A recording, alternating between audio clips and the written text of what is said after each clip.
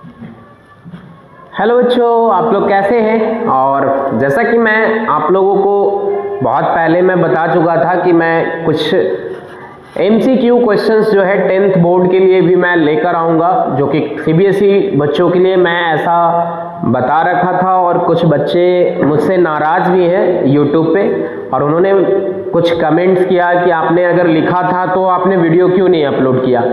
आप बताए थे मुझे कि मुझे 50 क्वेश्चंस चाहिए, मैं बताने वाला हूँ 50 क्वेश्चंस CBSE ऑब्जेक्टिव। तो उन बच्चे का कमेंट आया है कि आपने जब लिखा है पोस्ट में तो आपने क्यों नहीं अपलोड किया वीडियो। तो मैं उस कमेंट को मैं देखा था और मैं ऐसा सोचा कि बहुत सारे बच्चे मेरे चैनल को देखते हैं और विजिट करते हैं, तो उन बच्चों के लिए मैं एक बार माफ़ी मांगना चाहता हूं कि मैं उस पोस्ट को, मुझे याद नहीं था और मैं उस पोस्ट को देखा नहीं दोबारा कि मैं ये कर रखा हूं, पोस्ट अपडेट कर रखा हूं। तो उन बच्चे का कमेंट आया है कि आपने वो वीडियो अभी तक अपलोड नहीं किया है, तो क्यों आपने लिखा। तो मैं ऐसा देखा कमेंट, तो मैं आज उन बच्चों के लिए ये वीडियो जो है, मैं आपको बोला था 50 ऑब्जेक्टिव, मैं 100 ऑब्जेक्टिव्स करवा दूंगा। और मेरे पास अभी डिजिटल बोर्ड नहीं है, तो इसमें एट ए टाइम जितना सवाल मैं बोर्ड पर लिख पाता हूं मैं उतना सवाल आपको मैं कराऊंगा। बाकी मैं 10-10 का सीरीज लेकर मैं 100 मतलब जो ऑब्जेक्टिव क्वेश्चंस, हर टाइप के आपके क्वेश्चंस जो होंगे उसमें मैं कराने वाला हूं। तो आज का ये 10 क्वेश्चंस मैं आपके सामने डिस्कस करूंगा 1 बाय 1। तो जितने भी बच्चे CBSE 10th बोर्ड में जो टारगेट कर रहे हैं कि 2025 में हम CBSE के लिए अपीयर होने के लिए, मतलब बोर्ड के लिए अपीयर होने वाले हैं, उन बच्चों के लिए ये बहुत ही इम्पॉर्टेंट सेशन मैं लेकर आया हूँ वीडियो में अपना। तो मैं उन तमाम बच्चों से मैं एक बार फिर से मैं माफ़ी मांगना चाहता हूं कि मैं वो पोस्ट किया था बट वीडियो अपलोड नहीं कर पाया था। लेकिन छोटा मोटा गलती हर इंसान से होता है, तो आप उस गलती को आप इग्नोर कर दीजिए और माफ़ कर दीजिए आप लोग। और मैं आज आपके लिए एक फ्रेश जो है ऑब्जेक्टिव सेशन मैं 10th बोर्ड स्टूडेंट्स के लिए मैं लेकर आ गया हूं। तो तमाम बच्चों का मैं ऐसा एक्सपेक्ट करता हूं कि आपका तैयारी भी बहुत अच्छा चल रहा होगा। घरों में आप अभी सेंटअप, जितने भी बच्चे हैं खास करके वो सेंटअप कर गए होंगे और वो घर में पढ़ाई कर रहे होंगे अभी। और ये अभी आपका जो एग्ज़ाम होने वाला है मैथमेटिक्स का, खास करके एग्ज़ाम तो आपका बहुत पहले स्टार्ट हो जाएगा, लेकिन मैथमेटिक्स का अभी टाइम है। अभी आपका 8 मार्च से एग्ज़ाम है, मतलब 8 मार्च को शायद मैथमेटिक्स पेपर आपका है। तो 8 मार्च के पहले मैं बहुत सारा क्वेश्चन और भी मैं जो है 2 नंबर 3 नंबर वाला भी मैं करवा दूंगा। तो आज के लिए ये ऑब्जेक्टिव सेशन बहुत ही अच्छा क्वेश्चन, मैं 10 क्वेश्चन लिया हूँ, प्रीवियस ईयर का लिया हूँ। तो उस क्वेश्चन को मैं अभी बारी बारी से आपको मैं सॉल्व करूंगा। तो चलिए सेशन को स्टार्ट कर लेते हैं, सारे बच्चे जुड़ जाएं और ये सेशन को हम लोग अब स्टार्ट करते हैं। तो चलिए पहला जो क्वेश्चन है इस सेशन का, पहला सवाल ऑब्जेक्टिव का, आपका ऑप्शन भी लिखा हुआ है। कहता क्या है कि the value of k which the equation 4x square plus kx plus 9 is equal to 0 has real and equal roots. बच्चों मैं बता दूं कि रियल एंड इक्वल रूट्स के लिए आप कंडीशन पढ़े होंगे। आपको क्वाड्रेटिक इक्वेशन में 3 कंडीशन बताया गया होगा, d greater than 0, d less than 0 और d इक्वल टू 0। अब बताइए कि तीनों में कंडीशन में क्या डिफरेंस है। d ग्रेटर देन 0 में क्या होता है, real and unequal. d less than 0 में क्या होता है, इमेजिनरी रूट्स। और d इक्वल टू 0 में क्या होता है, इक्वल रूट्स। तो यहाँ पे क्या कहा है कि इसको जो चाहिए रियल एंड इक्वल रूट्स। तो real and equal roots d क्या होता है बच्चों, डिस्क्रिमिनेंट। तो डिस्क्रिमिनेंट मतलब कि b स्क्वायर माइनस 4ac बराबर 0 आपको फाइंड करना है। अब इस क्वाड्रेटिक इक्वेशन में आपको ये तो पता होगा ही कि x स्क्वायर का कोफिशिएंट क्या कहलाता है, a, x का कोफिशिएंट क्या कहलाता है, b, और कांस्टेंट टर्म को हम लोग c बोलते हैं। तो चलो कि k, यहाँ पे b का वैल्यू k, माइनस a का वैल्यू 4 और यहाँ पे 9, ठीक है, इक्वल टू 0। अब यहाँ पे देख लीजिए कि के स्क्वायर इज इक्वल टू 9 चौको 36, 36 चौके 144, तो माइनस में आएगा तो इधर हो जाएगा। अब देखिए कि यहाँ पे k बराबर जो है अगर रूट ले लिए तो सिर्फ पॉजिटिव वैल्यू देगा, लेकिन हमको दोनों ही तरह का ऑप्शन में वैल्यू दिया हुआ है, प्लस माइनस दोनों में, तो इसका जो होगा आंसर प्लस माइनस 12। तो यहाँ पे कौन सा ऑप्शन आपका मैच कर रहा है, तो ऑप्शन नंबर बी के साथ चले जाएंगे, है ना। तो पहला सवाल हम लोग कितने अच्छे से कर लिए कि 3 कंडीशन आपको याद रखना था क्वाड्रेटिक इक्वेशन से, जो कि डी क्या है, नेचर ऑफ रूट्स बताता है, और नेचर ऑफ रूट्स में 3 कंडीशन आपको याद रखना है। क्या क्या, पहला डी ग्रेटर देन 0, दूसरा डी लेस देन 0 और तीसरा डी इक्वल टू 0। अब डी ग्रेटर देन 0 में क्या होता है, roots are real and unequal, और डी लेस देन 0 में रूट्स आर इमेजिनरी, और डी इक्वल टू 0 में roots are real and equal. तो ये क्वेश्चन आपका जो है इसी से पैटर्न से था। चलिए क्वेश्चन नंबर 2 के साथ हम लोग बढ़ जाते हैं। तो क्वेश्चन नंबर 2 में भी बहुत ही बढ़िया सवाल है, चलिए देखते हैं इसको। कहता है distance of the point 4,7 from the x axis. अब देखिए कि ये एक्स वाई प्लेन आपने देखा होगा। अब देखिए कि अगर मान लीजिए ये एक्स एक्सिस है, ये वाई एक्सिस कहा जाता है, ये एक्स है, इधर वाई है, और ये वाई डैश और ये एक्स डैश। 4,7 कहाँ पे लाई करेगा, तो 4 मतलब कि x में 4 यहाँ मिलेगा मान लीजिए, और 7 इधर मिलेगा। तो मान लीजिए कि ये जो x एक्सिस से परपेंडिकुलर डिस्टेंस, सपोज दैट यहाँ पे ये पॉइंट मिल रहा है, तो x एक्सिस से डिस्टेंस इस पॉइंट का पूछ रहा है फ्रॉम द x एक्सिस, ये 4,7 का। तो 4,7 मतलब ये y जो है वो हाइट, वही इसका डिस्टेंस बताता है x एक्सिस से, तो इसका डिस्टेंस जो y हाइट कितना है 7, तो इसका ऑप्शन नंबर क्या हो जाएगा, ऑप्शन नंबर आपका 7 फर्स्ट ऑप्शन के साथ चले जाएंगे। मतलब ये सवाल का आंसर हुआ पहला। चलिए क्वेश्चन नंबर 3 की ओर बढ़ जाते हैं बच्चों।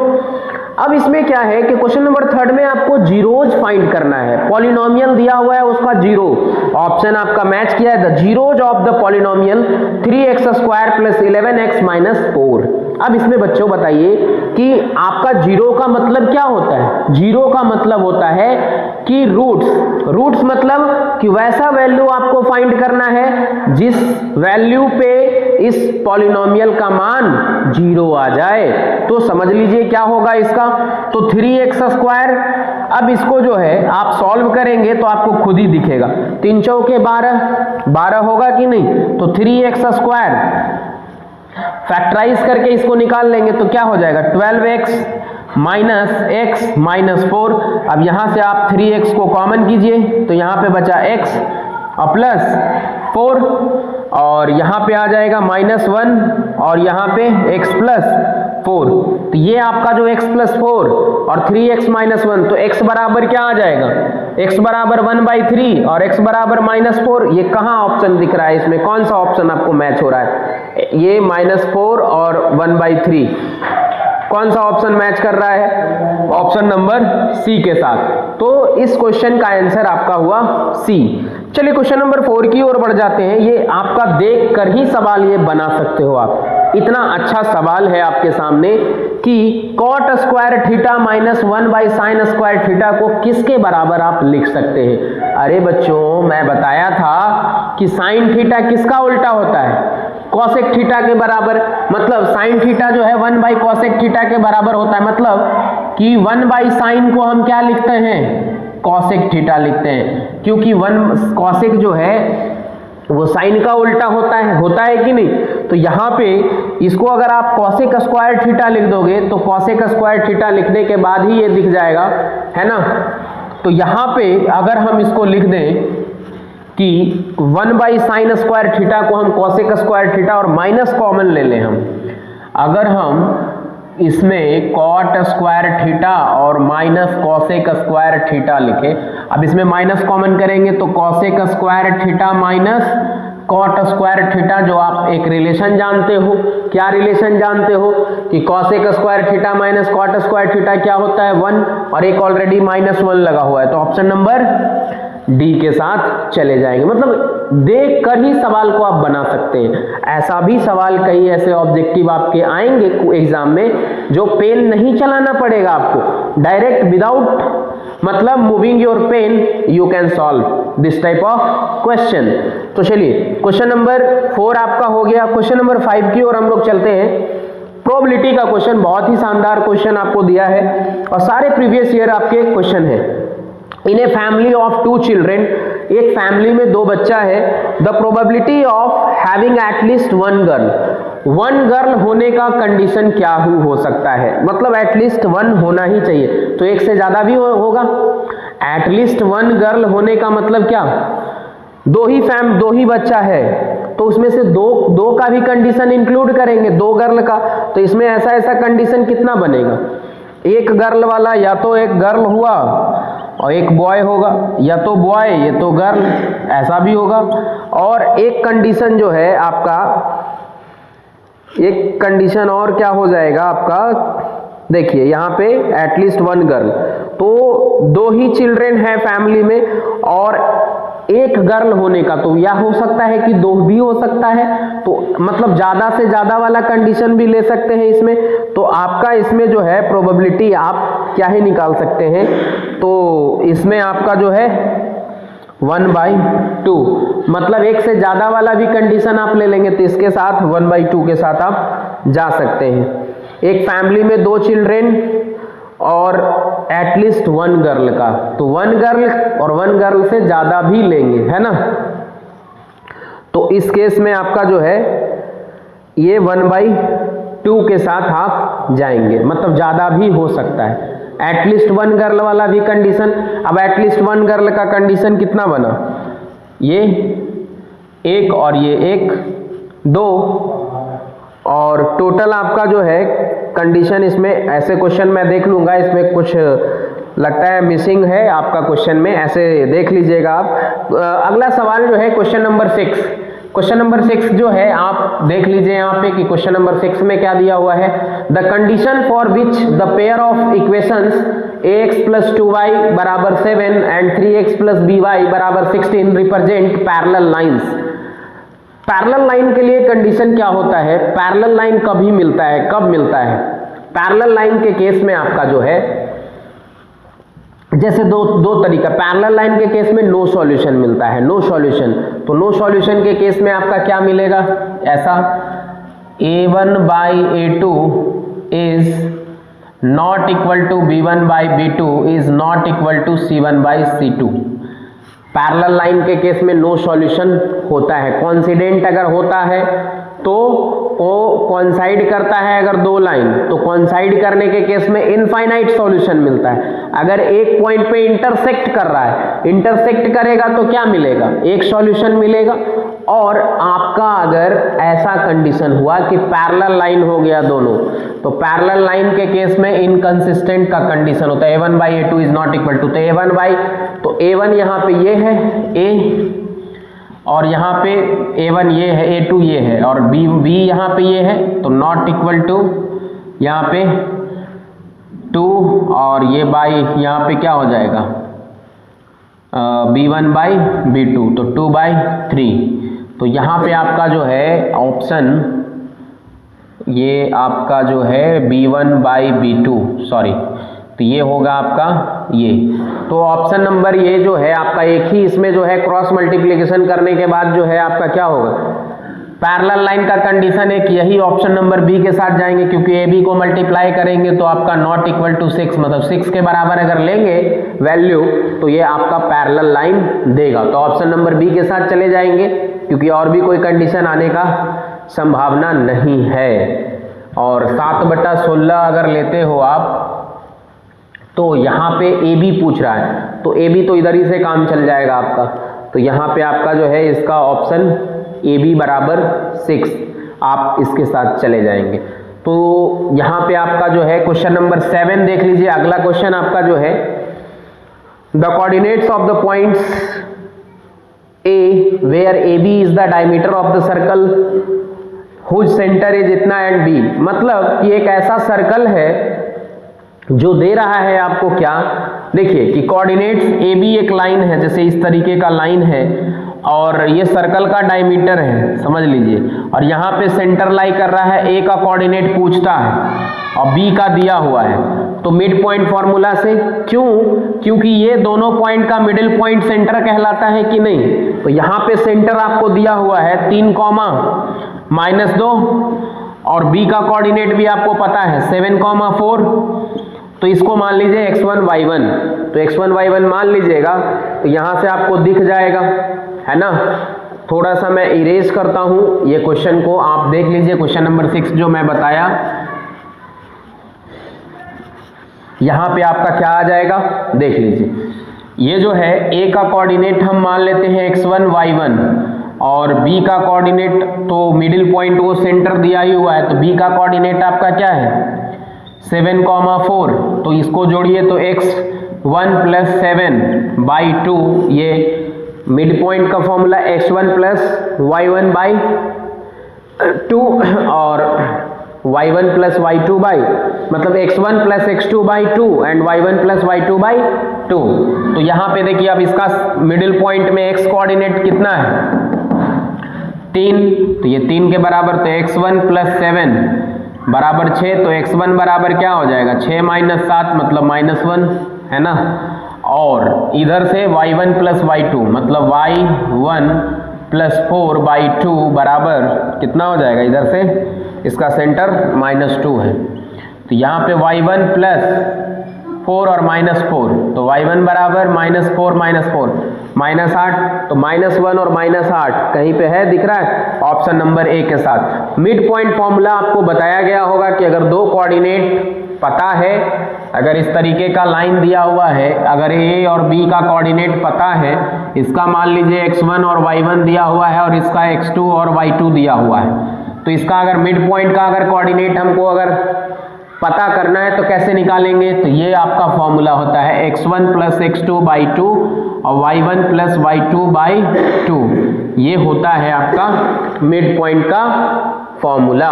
तो चलिए क्वेश्चन नंबर 9 की ओर बढ़ जाते हैं, जो कि एपी का है क्वेश्चन, बहुत ही अच्छा क्वेश्चन है, तो जो मैंने क्वेश्चन कर रखा है उसको मैं मिटा लेता हूं। तो चलिए अगला सवाल हम लोग देख लेते हैं।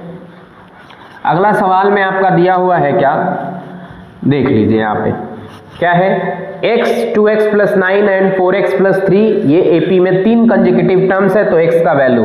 अब बताओ कि x 2x + 9 और आपका 4x + 3, ये जो है कंसेक्यूटिव टर्म्स दिया हुआ है ना, तो ये अगर कंसेक्यूटिव टर्म्स है तो मैं ऐसा कहूं कि अगर ये दोनों का डिफरेंस हर बार क्या आएगा, कांस्टेंट आएगा कि नहीं, इसका और इसका डिफरेंस कांस्टेंट मतलब बराबर आएगा। तो अगर इस 2x + 9 में से अगर x को घटाऊं मैं तो ऐसा आएगा, कॉमन डिफरेंस देगा, और 4x + 3 -2x + 9, क्या ये दोनों कॉमन डिफरेंस बराबर होंगे आपस में, बिल्कुल। तो यहाँ पे 2x - x, तो x - 9 बराबर, यहाँ पे 4 माइनस से मल्टीप्लाई तो 2x बचा, और यहाँ पे -9 और +3 -6 हो जाएगा, है ना। तो इसको इधर भेज दीजिए, तो -9 और +6 बराबर x, तो यहाँ पे -3 ऑप्शन में कहीं भी है -3 तो आपका आ नहीं रहा है कहीं पे, तो कहीं पे शायद 2x + 9 है, हाँ +9 था, मिस्टेक हो गया था थोड़ा सा, है ना। तो यहाँ पे आपका 9 और 6 15, मतलब ऑप्शन नंबर डी के साथ आप जा सकते। कुछ नहीं मैं किया, बस ये दोनों कॉमन डिफरेंस को बराबर मैं किया हूं, मतलब कि इसमें से अगर इसको घटाइएगा तो सेम कॉमन डिफरेंस ये होगा ना, कॉमन डिफरेंस देगा। इसमें आने वाले अगले टर्म में से अगर इसको घटाइएगा तो कॉमन डिफरेंस देगा कि नहीं, तो बस यही चीज है, और दोनों को बराबर कर दीजिए आपको, तो ऑप्शन नंबर डी। अब चलिए क्वेश्चन नंबर 9 को देख लेते हैं। यह हाइट एंड डिस्टेंस का सवाल है। जितने भी क्वेश्चन मैं करा रहा हूं प्रीवियस ईयर में पूछा गया, इसी तरीके का सवाल जनरली पूछा जाता है। तो चलिए हाइट एंड डिस्टेंस का एक सवाल मैं कर लेता हूं। क्वेश्चन नंबर 9 जो है हाइट एंड डिस्टेंस से मैं लिया हूं। कहता है the height of the tower is 20 metre, length of its shadow made on the level ground when the sun's altitude is 60 degree. कहता है कि एक हाइट है टावर का दिया हुआ 20 मीटर। अब उसका जो शैडो बनता है वो कितना का दे रहा है। जैसे देखो शैडो बन रहा है सन एल्टीट्यूड से जो है 60 डिग्री पे है ये, ठीक है। और यहाँ पे मान लो सूर्य का प्रकाश इस तरीके से आ रहा है और ये जो है इसका क्या पूछता है आपका, when the sun's altitude is 60 degree, तो कहता है लेंथ ऑफ इट्स शैडो। तो टावर का शैडो जब ये 60 डिग्री पे है तो इसका शैडो का लेंथ, तो मान लीजिए ये PMO है, तो आप इसमें P/B में लगा सकते हैं। तो tan 60 लगाएंगे आप तो ये हो जाएगा परपेंडिकुलर PM/OM, और ये √3 मिला और PM 20 मिला और ये OM, तो OM बराबर क्या हो जाएगा 20/√3। बिल्कुल सही जवाब, जो कि आपका ऑप्शन नंबर ए में ही ये मौजूद है।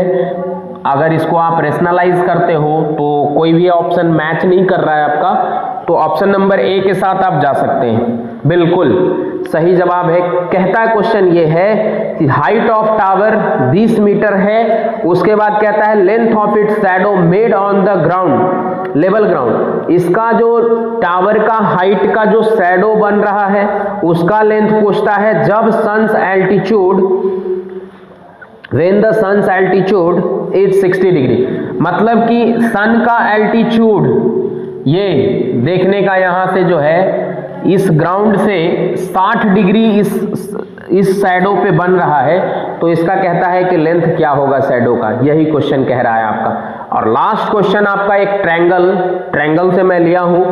अब देख लीजिए इस क्वेश्चन को, पहले क्वेश्चन नंबर लास्ट जो आपका 10 जो मैं सॉल्व करने जा रहा हूं।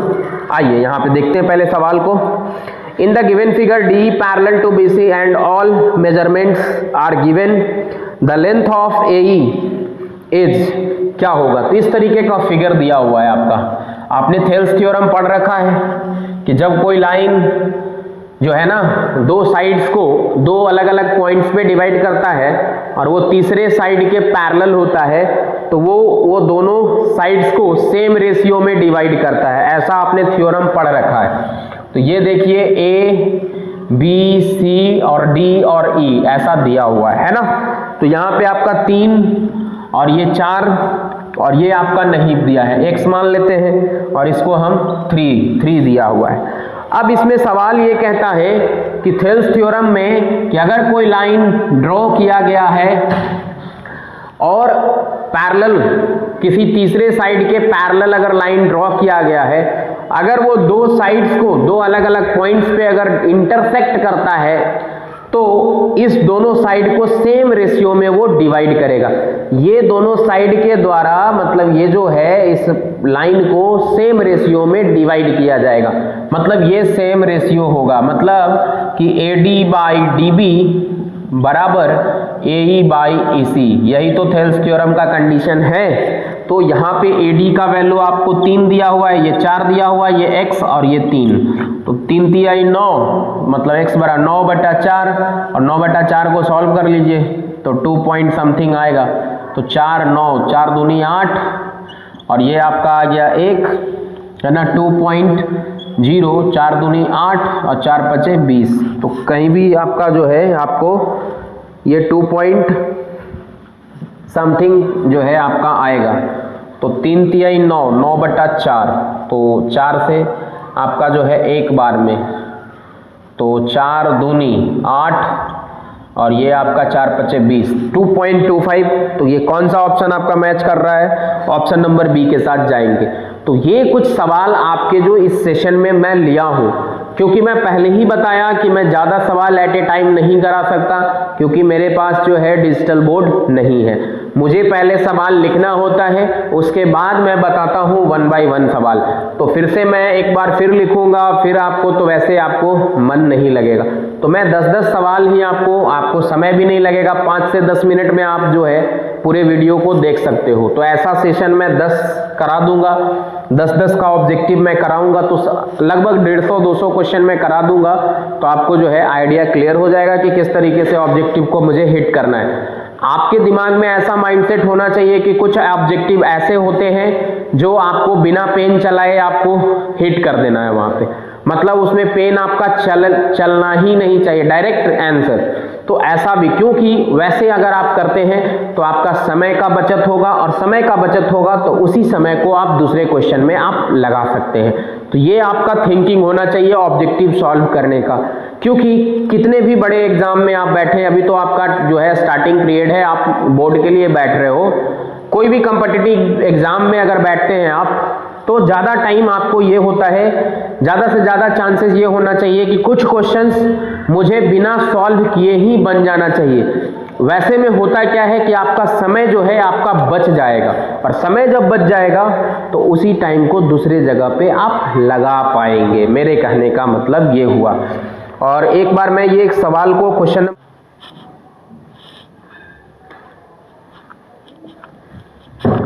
देखो, इसमें जो है ये क्वेश्चन क्या है, जैसे कहता है in a family of 2 children the probability of at least 1 girl. तो एटलीस्ट का केस जहां भी होगा, फैमिली का मतलब समझना है कि मम्मी पापा तो इसमें होंगे ही, और उनके 2 बच्चे, होगा कि नहीं ऐसा। तो देखिए कि 2 बच्चा और एक फैमिली, मतलब दो माता पिता, टोटल हो गया 4। अब एटलीस्ट का केस में क्या होता है ना कि एक इंक्लूड भी करते हैं, कम से कम एक तो होगा ही, तो एगो बॉय और एगो गर्ल। ऐसा भी हो सकता है एगो गर्ल और एगो बॉय, ऐसा होगा ना। और ऐसा भी हो सकता है कि दोनों ही गर्ल हो सकता है। तो ये ऐसा कंडीशन कितना बना, टोटल 3, और है कितना टोटल 4, तो 3/4 ऐसे भी हो जाएगा कंडीशन। ये क्वेश्चन जो है तुम्हारा टेस्ट में आया हुआ ही सवाल है ये, ठीक है। और इस सवाल को कैसे बनाए थे, जैसे एक और सवाल जो है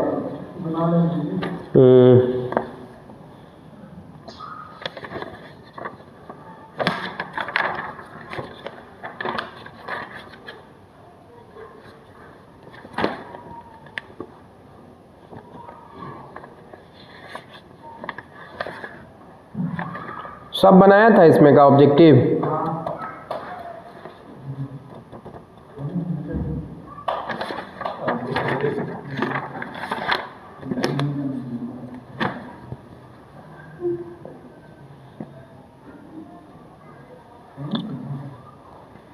हाँ, एक और देखो प्रोबेबिलिटी का क्वेश्चन है, देखो ये क्वेश्चन कहता है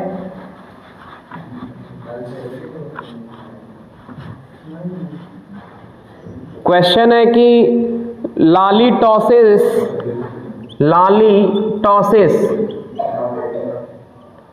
2 डिफरेंट कॉइन्स। क्या मणिकांत, कुछ प्रॉब्लम है क्या? ऐसा चल रहा है, कुछ प्रॉब्लम लगता है तुम्हारे स्टेटस को देखकर, लग रहा है कि कुछ अकेलापन महसूस हो रहा है तुमको, ऐसा है? हाँ, तो तुम क्लास वगैरह क्यों छोड़ दिए? लास्ट टाइम में तुमको आना चाहिए क्लास ना, क्लास छोड़कर भी और तुम्हारा नुकसान है। जैसे लास्ट टाइम में करते रहोगे तो कुछ ना कुछ अच्छा ही होगा। Probability that she gets at most 1 hit, ठीक है। तो इसमें क्या होगा, देखो कौन ऑप्शन होगा, 1, ए में 1, बी में क्या होगा 1/2, सी में क्या होगा 3/4, और डी में हो गया आपका 1/7। कौन सा ऑप्शन होगा? 3/4। Lali tosses 2 different coins simultaneously, the probability of she gets at most 1 hit, 3/4। Total 2 coin में कितना होगा पॉसिबिलिटी? 4। और कहता है कि ज्यादा से ज्यादा 1 हेड वाला, तो 1 हेड वाला कितना होगा? 3 होगा। जरा देखो तो, हेड टेल, टेल हेड और टेल। तो ज्यादा से ज्यादा एक हेड होना चाहिए, तो एक हेड वाला 2 ही कंडीशन है, तो ज्यादा से ज्यादा वो नहीं होगा, एटलीस्ट में ज्यादा वाला इंक्लूड करते हैं। 2/4 मतलब इस ऑप्शन नंबर बी के साथ जाएंगे, ऑप्शन नंबर बी। ठीक है, तो ये था इसमें, नहीं समझ आया? अरे 2 कॉइन करेंगे तो 3 को पॉसिबिलिटी बनेगा ना, लिखाए तो है। हम उसको भी जोड़ देते हैं। तो अब कौन सा चैप्टर कर रहे हो बताओ? एरिया सेक्टर खत्म हो गया, तो बाकी और कौन सा बचा हुआ है? हाइट एंड डिस्टेंस करवा दे। और निकालो, हाइट एंड डिस्टेंस बनाओ, हाइट एंड डिस्टेंस बनाओ निकाल कर।